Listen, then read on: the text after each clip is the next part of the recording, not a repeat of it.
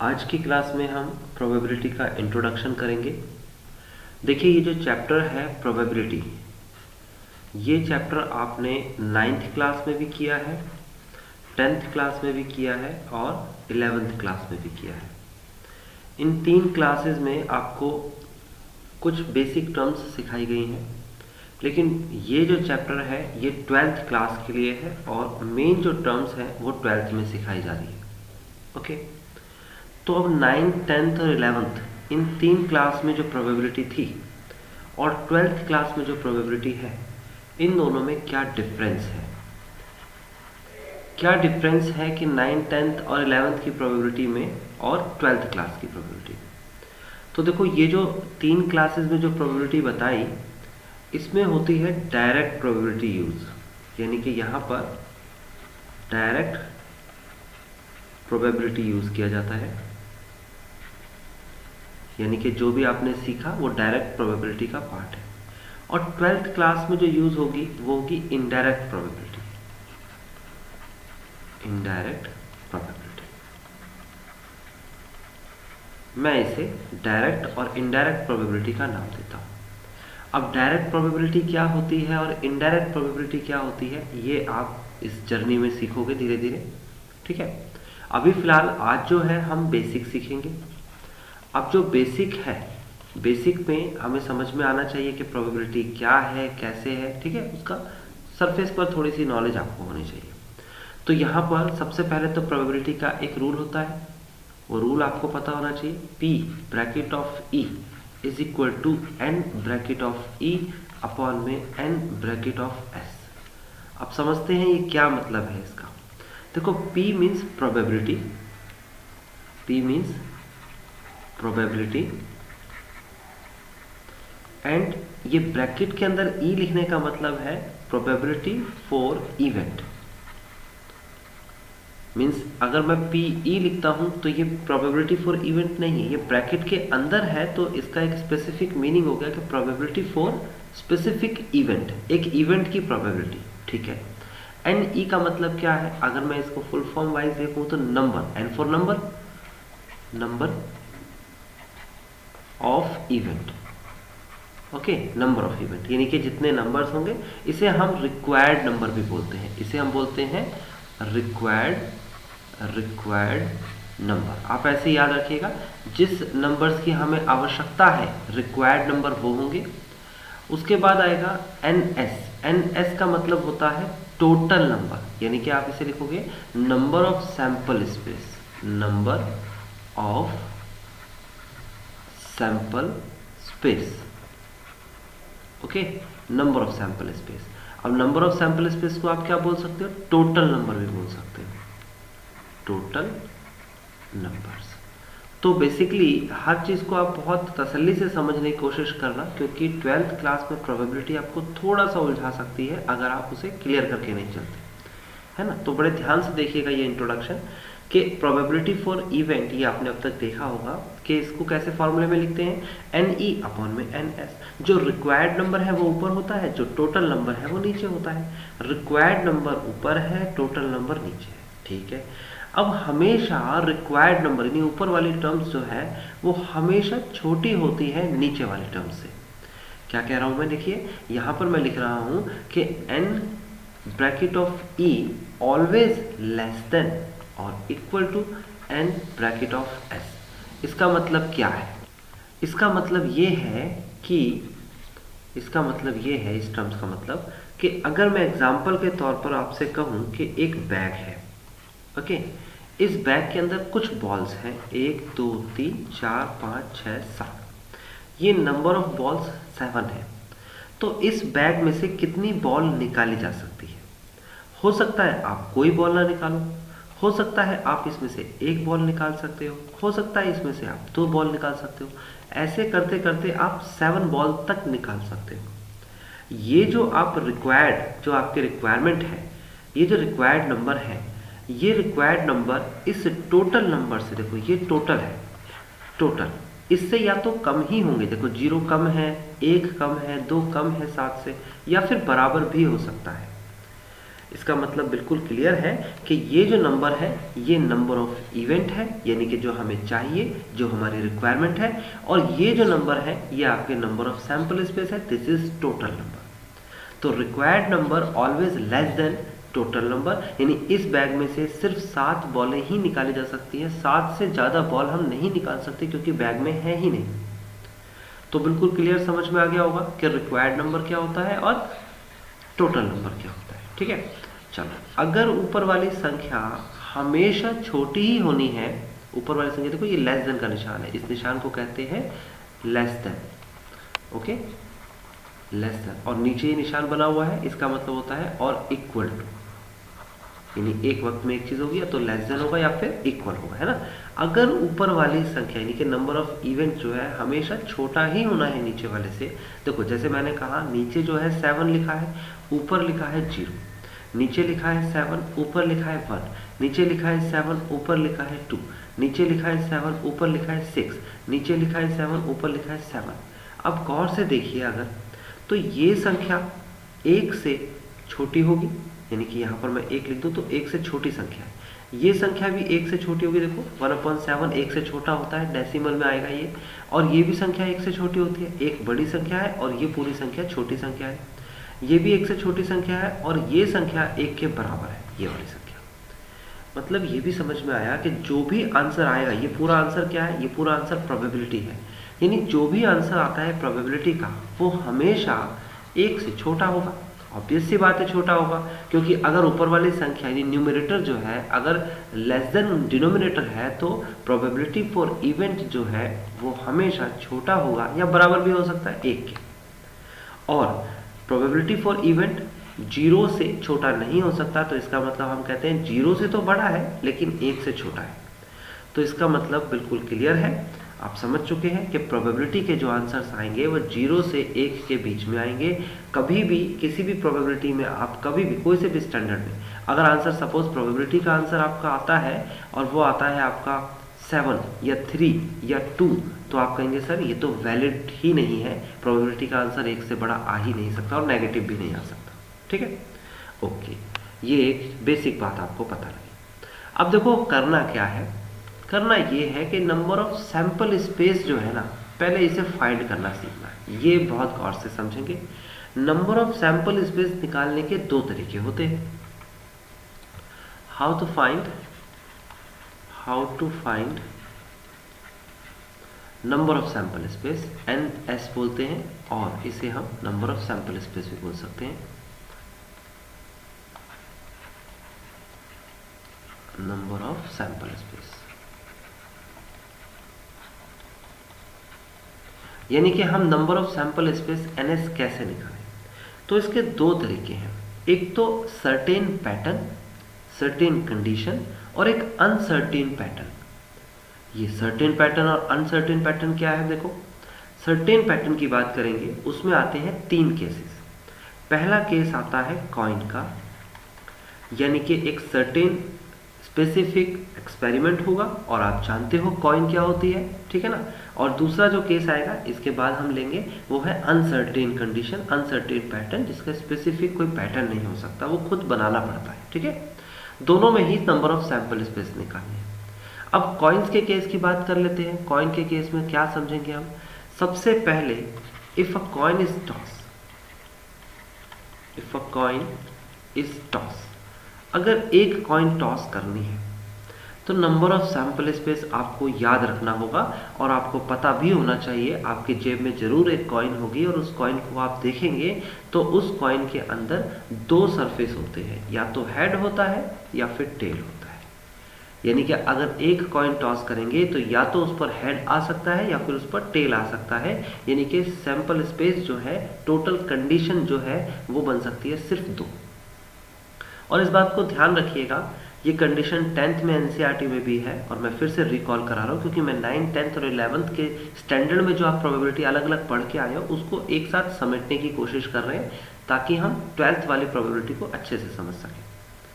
तो ये कंडीशन आपको ध्यान रखनी है कि जो सरफेस है, जब कॉइन टॉस करोगे तो जो सरफेस है वो सरफेस में मिट्टी नहीं होनी चाहिए, वहाँ सैंड सरफेस नहीं होना चाहिए। जैसे कि अगर आप बात करते हो कि कहीं पर है सरफेस और वहाँ पर मिट्टी या सैंड है और आपने कॉइन को टॉस करी और कॉइन जो है वो यहाँ पर सीधी हो गई, एकदम सीधी, यानी कि उसके दोनों सरफेस में से कोई भी सरफेस नहीं आया क्योंकि वो मिट्टी में है ना, वो सीधी गड़ गई।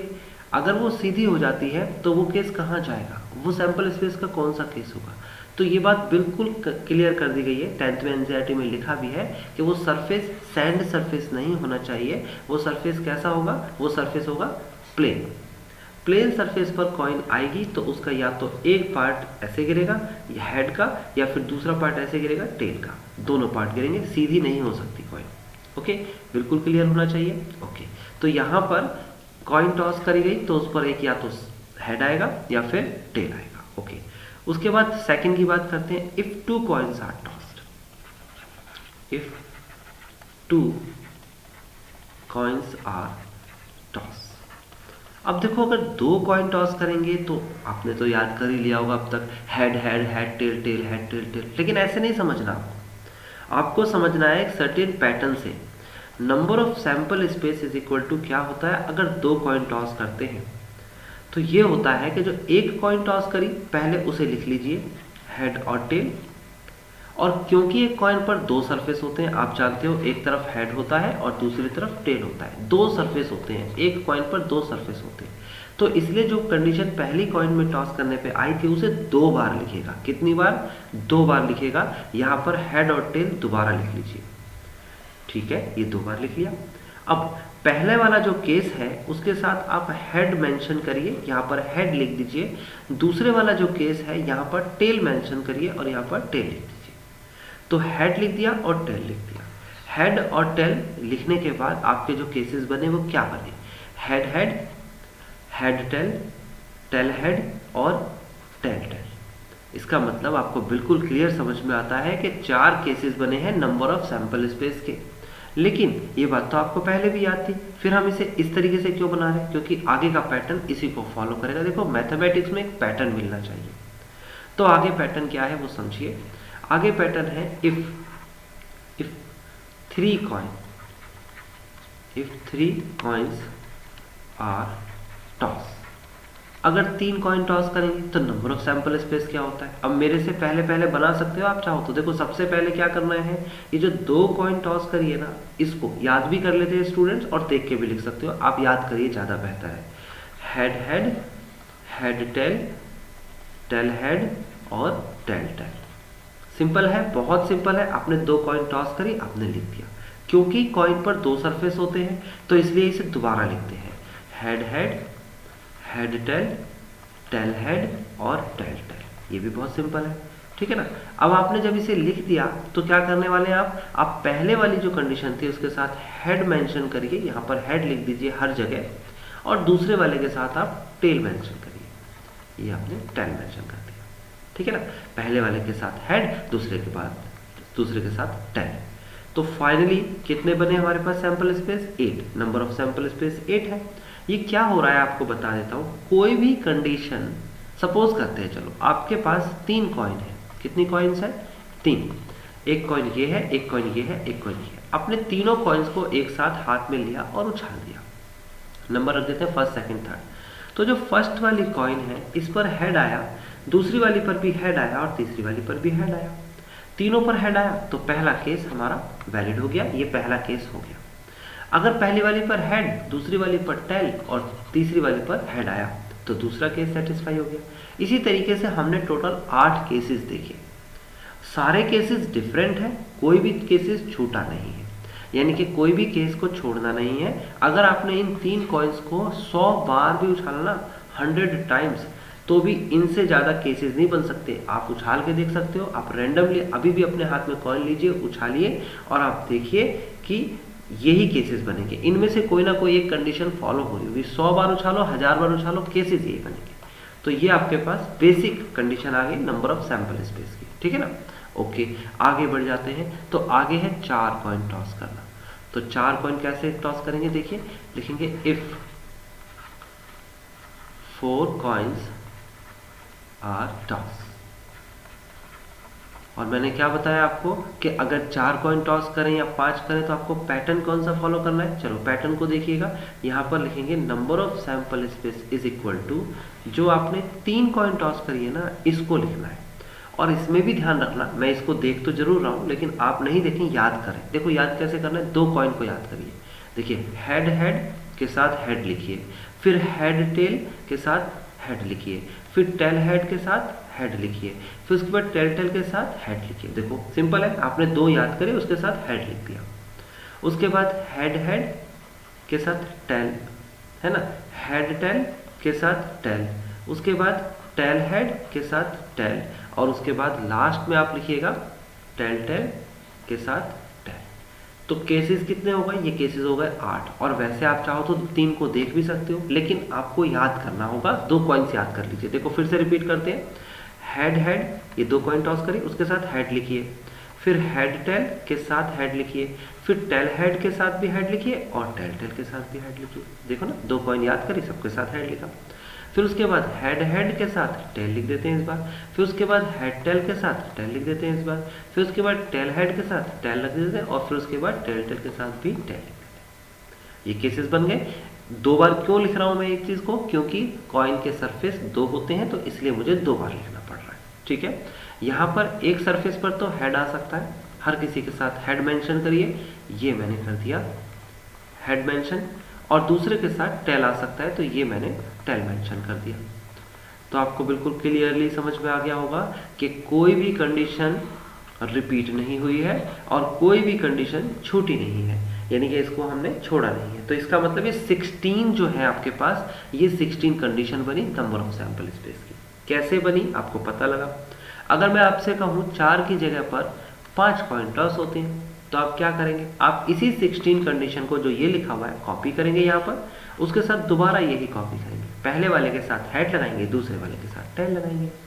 तो आपको ये बात समझ में आ गई कि कितनी भी कॉइन टॉस हो उसकी कंडीशन आप बना सकते हो। ये एक मैथमेटिकल कंडीशन हो गई, स्पेसिफिक कैसे बनती है ना, रैंडमली नहीं कर रहे हम कोई काम।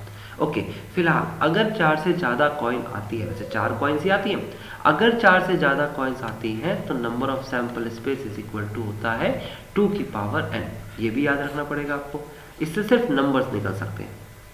यहाँ पर नंबर ऑफ कॉइन्स होती हैं, n का मतलब नंबर ऑफ कॉइन्स, मतलब अगर मैं n की जगह पर 1 कॉइन टॉस कर रहा था तो 1 लिखूंगा, 2 की पावर 1 देखिए 2 आएगा।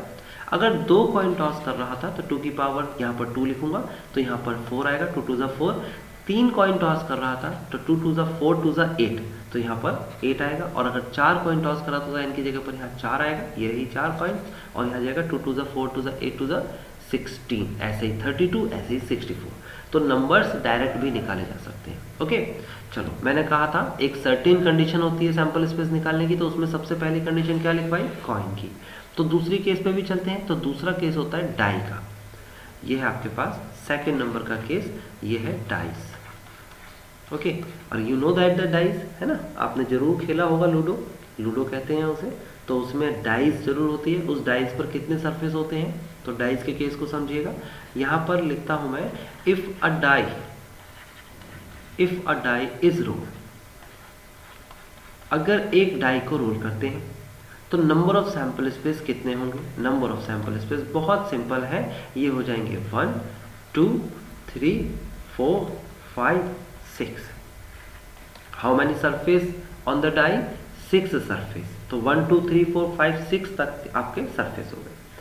अगर मैं कहता हूं 2 डाई टॉस होती है, इफ 2 डाइज आर रोल्ड और टॉस्ड, है ना, कुछ भी लिख सकते हैं, तो नंबर ऑफ सैंपल स्पेस क्या होंगे, ध्यान से समझिएगा। देखो समझना वैसे ही है, वैसे हालांकि याद भी कर सकते हो, लेकिन समझना वैसे ही पहले जो मैथमेटिकली मैं समझा रहा हूं। 2 डाई टॉस करेंगे, आप देखिए कि डाइज जो है उस पर सरफेस कितने होते हैं, उस पर सरफेस 6 होते हैं। तो ये 6 तक की जो गिनती है इसको मैं 6 बार लिखूंगा, 1 2 3 4 5 6, ऐसे दोबारा लिखूंगा मैं 1 2 3 4 5 6, then 1 2 3 4 5 6, and then 1 2 3 4 5 6, then 1 2 3 4 5 6, and then 1 2 3 4 5 6। तो क्या समझ में आया आपको? आपको ये समझ में आया कि अगर कॉइन पर 2 सरफेस थे तो कोई भी कंडीशन हम 2 बार लिखते थे, अगर डाई पर 6 सरफेस हैं तो कोई भी कंडीशन को हम 6 बार लिखेंगे। ओके, क्यों? क्योंकि 6 सरफेस है ना भाई, हर किसी के साथ एक एक सरफेस की वैल्यू आएगी। जैसे कि मैंने कहा कि एक बार तो 1 आ जाएगा सबके साथ, देखो ये 1 आ गया। ओके, और दूसरी बार क्या आ जाएगा? 2 आ जाएगा, सरफेस पर 2 भी हो सकता है, दूसरी डाई पर 2 भी आ सकता है। तीसरी बार क्या आ जाएगा? 3 आ जाएगा, ये 3 आ गया। उसके बाद चौथी बार क्या आ जाएगा? 4 आ जाएगा, यहाँ पर 4 लिख दीजिए, क्लियर कर लेते हैं। ओके, नाउ यहाँ पर 4 आ गया, ठीक है, ये सबके साथ 4 लिख दिया। उसके बाद पांचवी बार 5 आ सकता है डाई पर, ये 5 लिख दिया मैंने। एंड देन 5 के बाद आएगा 6, ये 6 हो गया, और 6 के बाद कुछ नहीं आएगा क्योंकि 6 ही तो सरफेस होते हैं। तो ये टोटल कंडीशन आपने याद करी होगी जरूर, लेकिन मैंने एक सर्टेन पैटर्न बताया है, उसको जरूर अपने जहन में रखिएगा। यहाँ पर कई स्टूडेंट अलग अलग तरीके से याद कर लेते हैं। जैसे कुछ स्टूडेंट कहते हैं सर हम तो इसे ऐसे याद करेंगे 11 12 13 14 15 16 21 22 23 24 25 26 और ऐसे 31 41 51 और 61 66 तक की वैल्यू आप गिनती में याद कर लीजिए। कई स्टूडेंट कहते हैं नहीं सर इसे हम ऐसे याद करेंगे कि 1 1 ऐसे ब्रैकेट लगा के 1 1 1 2 1 3 1 4 1 5 1 6, फिर उसके बाद 2 1 2 2 2 3 2 4 2 5 2 6 एंड देन इसी तरीके से आगे चलते चले जाइए 3 2 3 3 3 4 3 5 3 6, याद जरूर कर लीजिएगा। 4 1 4 2 4 3 4 4 4 5 और 4 6 and then 5 1 5 2 5 3 5 4 5 5 5 6 and the last is 6 1 6 2 6 3 6 4 6 5 and 6 6, that is 36 sample space. ये 36 सैंपल स्पेस जो है ये आपको बनाने आ गए। अब ये इस तरीके से क्यों सिखा रहे हैं? क्योंकि आपने तो ये याद भी कर रखा है। अगर 3 डाई रोल करता है, कितनी? 3 die, if 3 dice are rolled. अब प्रॉब्लम हो गई क्योंकि 3 डाई रोल करने के केस कितने बनेंगे? 216 केस बनेंगे। अब उसे लिखेगा कौन? 36 में ही आप बोर हो गए तो 216 कौन लिखेगा? और ये बड़ा मेहनत का काम है। लेकिन मैं आपको एक बात बता दूं, 2 से ज़्यादा डाइज नहीं आती हैं। अगर 2 से ज़्यादा डाइज लिखने के लिए आती है तो आप क्या करेंगे? आप सिंपल सा रूल लगाएंगे, number of sample space is equal to 6 की पावर n। यहाँ पर 6 की पावर n लगेगा, पीछे 2 की पावर n था। n का मतलब नंबर ऑफ डाइज होता है। ओके, यानी कि एक डाई होगी तो 6 आएगा, देखो ये रहा। अगर 2 डाइज होंगी तो इसका मतलब हो गया यहाँ पर 6 की पावर 2 यानी कि 36, ये आ गया। और अगर 3 डाई है तो 216। लेकिन ये बात ध्यान रखना, ये सब चीज़, ये पैटर्न पूरा बनाएगा तो नहीं, यानी कि पेपर में बनाने के लिए तो नहीं आएगा, लेकिन सोचने के लिए आएगा। अब एक बात मैं बता देता हूँ, एक केस होता है, एक कंडीशन होती है कि मेहनत करना, लिखने को मेहनत करना कह सकते हैं, और एक दूसरा केस होता है मेहनत करने के बारे में सोचना। तो जो मेहनत करने के बारे में सोचते हैं ना, उन्हें थकना नहीं चाहिए। कई स्टूडेंट्स ऐसे होते हैं जो मेहनत करने के बारे में सोचने पे भी वो थक जाते हैं। जैसे कि 216 केसेस बनेंगे, इस बारे में सिर्फ सोचना है, लिखना नहीं है, तो आपको थकने की ज़रूरत नहीं है। आप बिल्कुल क्लियरली सोच सकते हैं कि 216 लिखा कैसे जाएगा। अगर किसी दिन लिखने को कह दिया जाए तो मैं लिख सकता हूँ या लिख सकती हूँ। कैसे लिखोगे आप? देखो मैं आपको वो कॉन्सेप्ट बताऊँ, क्योंकि मैथमेटिक्स पढ़ रहे हो तो कॉन्सेप्ट समझना पड़ेगा। देखो 3 डाई टॉस करी है या रोल करी है और उसके 216 केसेस बनेंगे, ये बात पता है। लेकिन कैसे बनेंगे कि कोई भी ऑब्जेक्ट, कोई भी जो एलिमेंट है वो ना तो छूटे और ना ही रिपीट हो।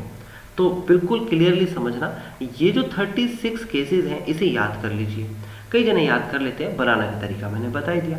याद कैसे करेंगे? 1 1 1 2 1 3 1 4 से लेकर 6 6 तक की वैल्यू आपने याद कर ली। अब आपको क्या करना है? आपको 3 डाई रोल करनी है। तो देखो कैसे करनी है। आपने ये नंबर ऑफ सैंपल स्पेस जो 36 टाइम्स थे, 36 नंबर ऑफ सैंपल स्पेस, ये आपने यहाँ लिख लिया 36। एक बार आपने 36 पूरे के पूरे लिख लिए, यानी कि यहाँ पर 1 1 लिख लिया, यहाँ पर 1 2 लिख लिया, यहाँ पर 1 3 लिख लिया, इसी तरीके से 1 6 तक लिखा, और यहाँ पर भी ऐसे ही करते करते आपने 6 1 से लेकर और 6 6 तक लिख लिया। इसी 36 केसेस को आप दूसरी बार लिखिए, यहाँ पर भी 36 केस लिखा। इसी 36 केस को आप तीसरी बार लिखिए, यहाँ पर सेम वैल्यू कॉपी करनी। देखो कॉपी करने के बारे में सोचने को कह रहा हूँ मैं, कॉपी मत करिए, तो आपको परेशान नहीं होना, सिर्फ सोचना है कि हाँ ऐसा कॉपी हो सकता है।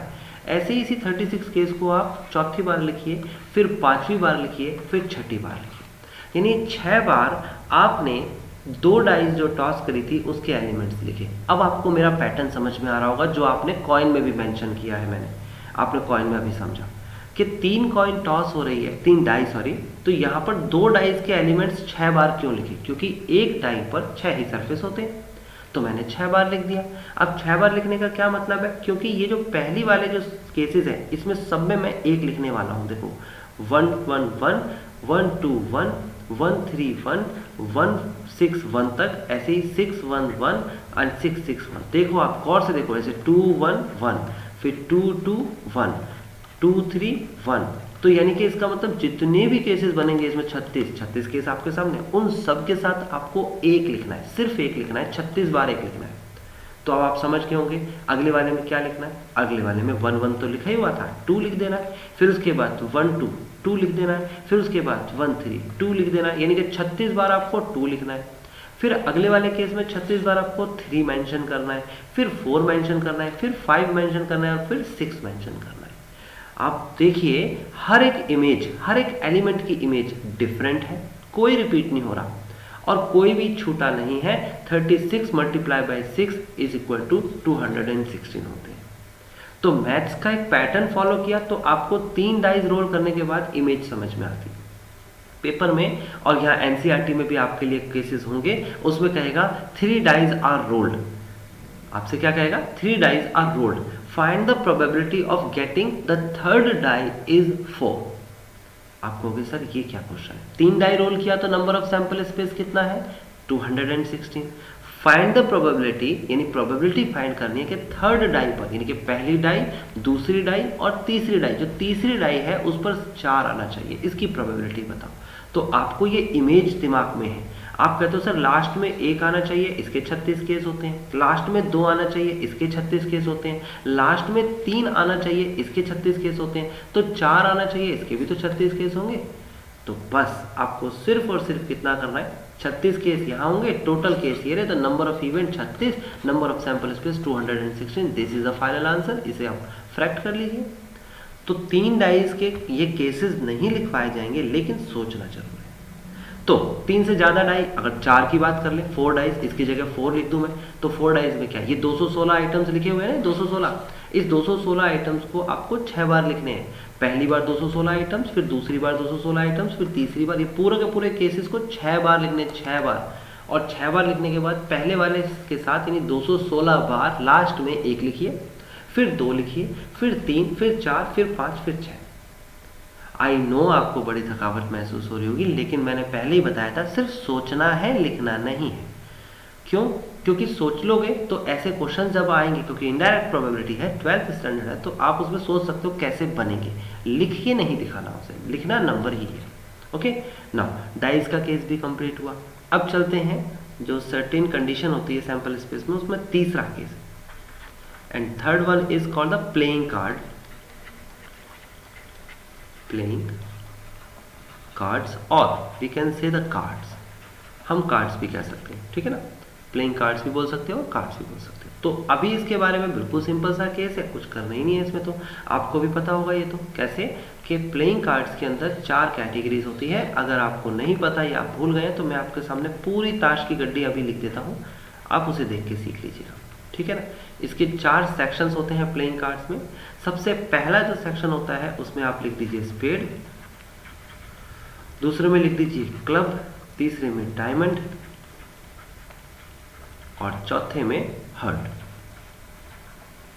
ओके नाउ स्पेड की बात करें तो स्पेड का कुछ एक फिगर होता है और ऐसा होता है, क्लब ये है और डायमंड कुछ इस टाइप का है और हर्ट ये होगा। ओके ये इसका आपका डिज़ाइन होता है।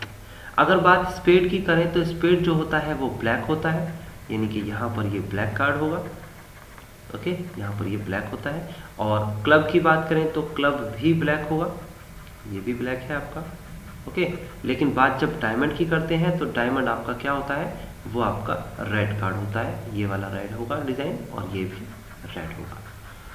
तो आपको समझ में आ गया क्या कि स्पेड और क्लब ब्लैक, डायमंड और हर्ट जो है वो रेड। ओके, अभी आगे बढ़ते हैं। आगे आपके सामने क्या क्या है देखो। पहले स्पेड की बात कर लेते हैं, तो इसमें लिख लेता हूँ मैं यहाँ पर, ये आपके पास ब्लैक, ओके ब्लैक, और ये भी है आपके पास ब्लैक कार्ड, और ये है आपके पास रेड कार्ड, और ये भी है आपके पास रेड कार्ड। ठीक है, यहाँ पर बात करें तो 13 कार्ड्स तो स्पेड के होते हैं, 13 कार्ड्स क्लब के होते हैं, 13 कार्ड्स डायमंड के होते हैं, और 13 कार्ड्स ही हर्ट के होते हैं। जिसको नहीं पता वो प्लीज़ इसको जरूर कॉपी पे लिखें, और जिसको पता है वो पहले लिख लें, फिर उसके बाद अपने आप को क्रॉस चेक कर लें कि हाँ भाई अपने सही लिखे कि नहीं।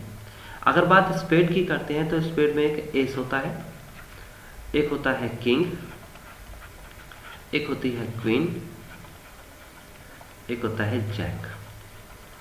ओके, और उसके बाद के नंबर्स भी लिखेंगे जरूर। उसके बाद आता है 10, 9, 8, 7, 6, 5, 4, 3, 2। टोटल 13 कार्ड्स होते हैं। 2 के बाद 1 नहीं आता क्योंकि 1 ही एस होता है। इक्के को ही 1 कहा जाता है, वही एस है, सबसे टॉप यानी सबसे बड़ा कार्ड होता है। इसी तरीके से अगर मैं बात करूं तो यहाँ पर दूसरे नंबर पे भी आएगा, यानी कि एक पहला नंबर पे जब आएगा तो दूसरे पे भी आएगा। तो दूसरे पर यानी कि यहाँ पर भी सेम कंडीशन है, पहले एस आएगा, फिर किंग आएगा, एंड देन क्वीन, जैक। ये जैक जो है इसको हम हिंदी में गुलाम कहते हैं, कई जने इसे जोकर समझ लेते हैं। अभी इसके बारे में बताऊंगा मैं आपको। 5, 4, 3, 2 एंड देन एस, यहाँ पर भी एस है, किंग है, क्वीन है, Jack, 10, 9, 8, 7, 6, 5, 4, 3, 2 and the final is another ace, king, queen, jack and 10, 9, 8, 7, 6, 5, 4, 3, 2। तो आपको समझ में आया कि सभी जगह एक जैसे कार्ड होते हैं। तो क्या समझ में आया कि अगर मैं बात करता हूँ स्पेड की तो कितने स्पेड होते हैं। अगर आपसे कहा जाए कि गड्डी में कितने स्पेड होते हैं, एक ताश की गड्डी में कितने स्पेड होते हैं, तो आप कहेंगे सर 13 स्पेड होते हैं। क्लब कितने होते हैं, 13 क्लब होते हैं। डायमंड कितने होते हैं, 13 डायमंड होते हैं। हर्ट कितने होते हैं, 13 हर्ट होते हैं। अगर मैं आपसे कहूँ एक ताश की गड्डी में, यानी कि वेल शेफर्ड डेक, अच्छी तरह फेंटी गई गड्डी में, है ना, एक डेक में कितने ब्लैक कार्ड होते हैं, ब्लैक कार्ड की बात हो रही है इस बार, तो आप कहोगे सर 13 और 13, एक पूरी गड्डी के अंदर 26 ब्लैक कार्ड होते हैं। और कितने रेड कार्ड होते हैं, तो 26 रेड कार्ड होते हैं, देख सकते हो 13 और 13। फिर आपसे पूछा जाए कितने एस होते हैं, तो आपने कहा एस जो है वो होते हैं, इक्के जो है वो 4 होते हैं। किंग भी 4 होते हैं, क्वीन भी 4 होती है, जैक यानी कि गुलाम कहते हैं हिंदी में ना, स्लेव भी बोल सकते हो, ये भी 4 होते हैं। फिर 10, 9 सारे कार्ड 4। अगर मैं आपसे पूछूं कि कितनी ब्लैक क्वीन होती है, तो ब्लैक क्वीन मतलब ये है, ओके ब्लैक क्वीन। तो ब्लैक क्वीन तो सिर्फ 2 ही होती, sorry not this, this is a black queen, वो तो रेड है ना, ये देखो ना रेड। तो ब्लैक क्वीन कितनी होती है, ब्लैक क्वीन होती है आपके पास 2, ये देखो 2 ब्लैक है और 2 ही रेड क्वीन होती है। ब्लैक किंग कितने होते हैं, 2। रेड किंग कितने होते हैं, 2। ऐसे ब्लैक कलर के कार्ड्स जितने भी नंबर्स के बोलेगा वो 2 होते हैं। ओके, अगर आपसे पूछता है स्पेड ऑफ 3, स्पेड के 3 नंबर के पत्ते कितने होते हैं, तो आपने कहा सर स्पेड का तो एक ही कार्ड होता है जो 3 नंबर का होता है, स्पेड ऑफ 3। ऐसे ये क्लब ऑफ 3, ये डायमंड ऑफ 3, ये हार्ट ऑफ 3, हर किसी कार्ड का एक ही पत्ता होता है इस टाइप से। तो ये सारी कंडीशंस आपको पता लग गई, आई थिंक आपको समझ में आ गया होगा। बस 2 कंडीशन आपको मैं लिखवाने वाला हूँ। पहली कंडीशन जो है वो है सेम सूट, सेम सूट, एक जैसा सूट करता हुआ पत्ता। एक जैसा सूट करता हुआ पत्ता मतलब कि एक जैसे डिजाइन का पत्ता। तो देखो डिजाइन मैंने बनाए थे, ये देखो ये स्पेड का डिजाइन है, क्लब का डिजाइन है, डायमंड का और हार्ट का। सपोज कर लेते हैं आपके पास गड्डी है और उस गड्डी में से आप किसी को कहो कि भाई आप इसमें से एक जैसे डिजाइन के पत्ते निकाल दीजिए, तो वो मैक्सिमम 13 पत्ते ही निकाल पाएगा एक गड्डी में से। फिर जब वो एक डिज़ाइन का, यानी इस डिज़ाइन का पत्ता जब वो निकाल लेगा 13 पत्ते, तो फिर 14 नंबर का कार्ड उसे नहीं मिलेगा क्योंकि वो दूसरे डिज़ाइन का होगा। तो एक जैसे डिज़ाइन के पत्ते 13 होते हैं, तो सेम सूट करके लिखा हुआ आएगा तो आप उसे 13 लिखिए। दूसरा केस आपको याद रखना है, वो है फेस कार्ड। फेस कार्ड तस्वीर वाला पत्ता। तो तस्वीर जो है याद रखना, यहाँ पर किंग, क्वीन और जैक, इन तीनों पे ही तस्वीर बनी होती है। तो किंग, क्वीन, जैक की बात करें तो सब में से तीन किंग, क्वीन, जैक को देख लेंगे, वो सब के सब फेस कार्ड होंगे। और ये ऐसे कितने कार्ड्स होते हैं? ये 12 कार्ड्स होते हैं बस। और टोटल कार्ड्स तो आपको बता ही दिए हैं, 52 कार्ड्स टोटल कार्ड्स होते हैं, प्लेइंग कार्ड्स। तो मैंने क्या बोला? मैंने बोला कि 2 केसेस होंगे सैंपल स्पेस फाइंड करने के। उसमें से पहला केस होगा जो सर्टेन कंडीशन को फॉलो करता है, उसमें से कॉइन, डाइस और कार्ड्स, है ना। ये 3 केसेस बने। अगर मैं कहता हूं कि 3 कॉइन टॉस करी गई, तो आप ये नहीं कहेंगे कि sir number of sample space 3 है, नहीं, आप कहेंगे 3 कॉइन्स टॉस करी गई। तो सर ने बताया था कि 3 कॉइन की एक कंडीशन होती है, उसमें नंबर ऑफ सैंपल स्पेस 8 होते हैं। अगर मैंने कहा 2 डाइस टॉस की गई, तो आप कहेंगे sir number of sample space 2 नहीं है, वो 36 है। कैसे 36 है? उसकी कंडीशन मैंने बता दी। ऐसे ही कार्ड के केस में अगर फेस कार्ड बोल दिया जाए तो 12 होंगे, या फिर सेम सूट 13 है, total card, black card, spade, ये सब चीज़ों के नंबर से स्पेसिफिक होंगे। तो स्पेसिफिक कंडीशन तो 3 ही होती है। अब चलते हैं जो अनऑथराइज्ड है, यानी कि स्पेसिफिक नहीं है लेकिन सैंपल स्पेस, उसमें भी पूछ सकता है। तो वो मैं कंडीशन आपको बताता हूँ। जैसे मैंने कहा कि एक कॉइन है, a coin and a die, ऐसे लिख लेते हैं, a coin and a die, है ना, रोल, या टॉस कर सकते हो, इसे टॉस लिख लेते हैं। एक कॉइन को और एक डाई को रोल किया।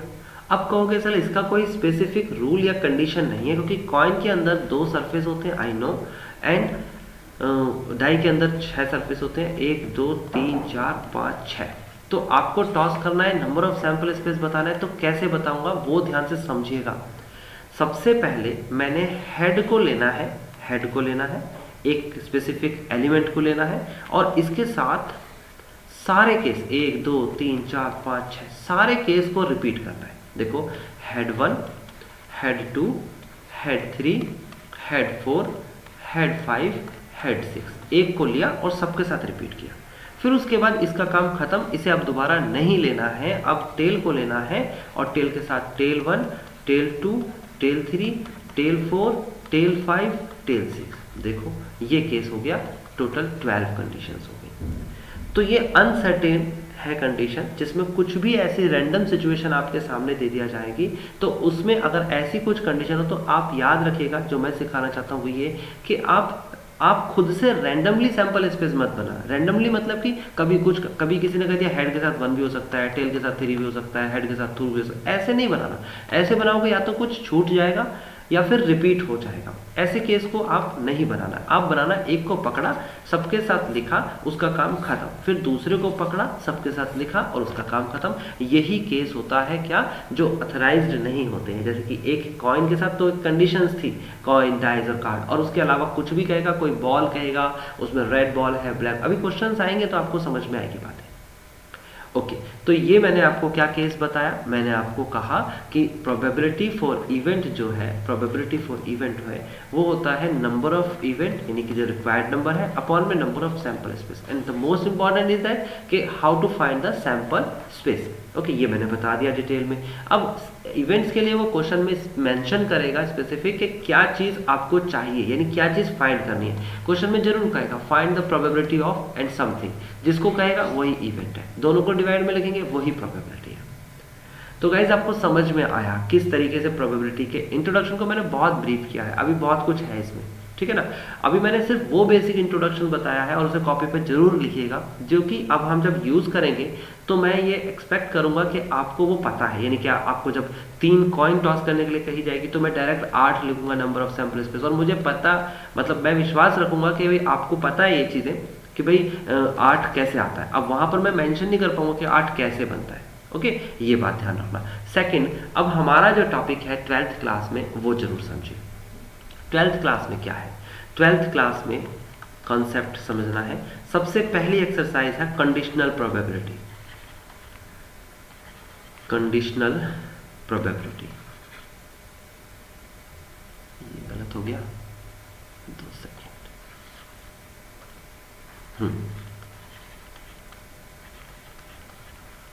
Conditional probability.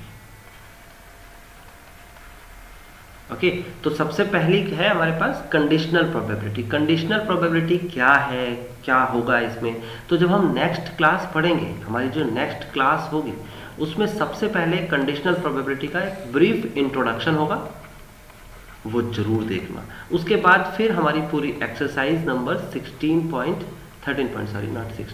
तो 11th में 13.1 होगी। ओके, ये पूरी एक्सरसाइज कंप्लीट करेंगे हम एक एक करके क्लासेस में आगे। उसके बाद हम दूसरे टॉपिक के पास चलेंगे, वो है multiple theorem of probability. Multiple theorem of probability.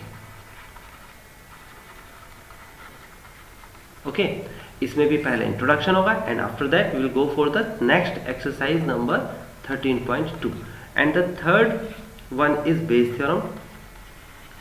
Base theorem, ये थ्योरम देख के घबराना मत, ये थ्योरम बनी हुई है, इस पर आपको क्वेश्चंस करेंगे। Intro and exercise number 13.3। Covid की वजह से सिर्फ यही 3 एक्सरसाइज बताई गई है कि आपके में आएगी। टोटल 5 एक्सरसाइज, एक मिसलेनियस एक्सरसाइज है, लेकिन यही 3 आएगी। लेकिन ये जो चौथी एक्सरसाइज है, probability distribution, probability distribution, okay, ये एक्सरसाइज लास्ट ईयर तो थी। उसके बाद बायनोमियल डिस्ट्रीब्यूशन है, 5वें नंबर की एक्सरसाइज जो है वो है बायनोमियल डिस्ट्रीब्यूशन। ओके, तो कहानी कुछ ऐसी है कि जो बायनोमियल डिस्ट्रीब्यूशन है, ये लास्ट ईयर जब कोविड नहीं था, लास्ट ईयर के एग्जाम से पहले उन्होंने कहा ये हम नहीं कराएंगे, ये डिलीटेड हो गया। कोविड से पहले की बात है। कोविड में ये बताया गया कि डिस्ट्रीब्यूशन में प्रोबेबिलिटी डिस्ट्रीब्यूशन भी डिलीट हो गया, लेकिन जो सैंपल पेपर रिलीज किया है, जो सैंपल पेपर सीबीएसई ने रिलीज किया है, ओके, वो सैंपल पेपर के अंदर ये प्रोबेबिलिटी डिस्ट्रीब्यूशन का क्वेश्चन है। तो अब ये तो डाउटफुल हो गया कि हम करें या ना करें। पीडीएफ में बोला है डिलीटेड है, लेकिन सैंपल पेपर में तो दे रखा है। तो ऐसा कर लेते हैं, हम 3 एक्सरसाइज तो करेंगे ही, हमारा कोर्स कंप्लीट हो ही चुका है, तो क्यों ना एक क्लास लगा के हम प्रोबेबिलिटी डिस्ट्रीब्यूशन भी सीख लें कि कैसे होता है। तो मैं इसका भी एक पार्टिकुलर क्वेश्चन कराऊंगा और उससे पूरी एक्सरसाइज आप चाहे नहीं भी करेंगे ना, तब भी आपको उस क्वेश्चन के थ्रू समझ में आ जाएगा कि हाँ प्रोबेबिलिटी डिस्ट्रीब्यूशन होता कैसे। इनकेस तो अगर एग्जाम में आता है तो कर सके, लेकिन हमारा मोर एंड मोर फोकस होगा इन 3 टॉपिक और पहली 3 एक्सरसाइज पे बस। तो हम अगली क्लास में मिलते हैं और वहां पर हम स्टार्ट करते हैं कंडीशनल प्रोबेबिलिटी 12th स्टैंडर्ड के पहले introduction and after that we will go for the question. Okay, now bye bye guys.